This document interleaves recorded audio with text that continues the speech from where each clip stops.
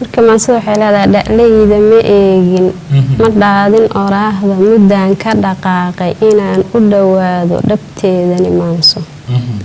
haddeerse ku dhaatay ka dhuumani waayay dhibaatada taagan dhaliilaha baahsan ayaa dhigdhigaya dhawaaqa afkeyga waxaa i dhantaalay dhambalay wadnahayga dhadiga la xabaalay dhardhaarta la saaray asaan mid u dhaarta u dhiidhiya joogin waxaa i dhibaya hablaha dhururaya ilmada dhabaclaysa dharkooda barqoysa asaan la dhugaynin halkay ka dhelayda midii u dheg roomba dhabcaalku ka eegto dharbaaxa jirkeeda dhawaaqun u geysto asaan dib u dheehan wuxuu ka dhaxlayo ayaa dhuminaya ragow dhimirkiina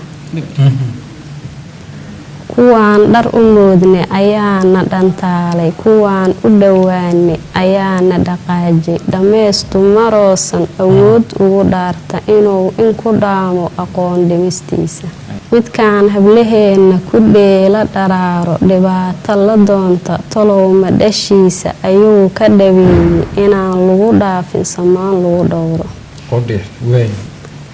oo waa dhimirbeele dhigaalada maanta kuwuu u dhiteeyey dhallaankiyo reerka walaalaha dhuuxa dhabtiisa mid saartay marwada dhaqankiisa inay dhami doonto dhibkou shala geystay dhagoolka u sheega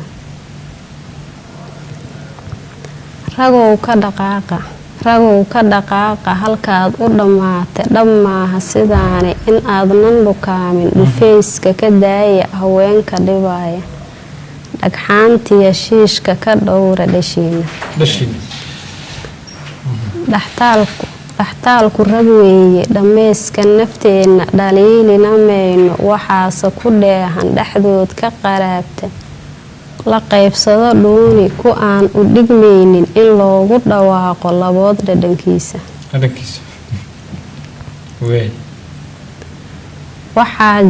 waxaa jira dhoore mid dhoohane waalan midkoo isdhamaasa asoon dhimir beelin dhabcaal iska yeela dhallaanka sidiisa hablow u dhug yeesha usayga ku dhuunta dharkiiniya maanka halkaad dhab ahaantii dhabeelyaha joogto kuwaan dhegdhegruuda ka dhowrsada dhoore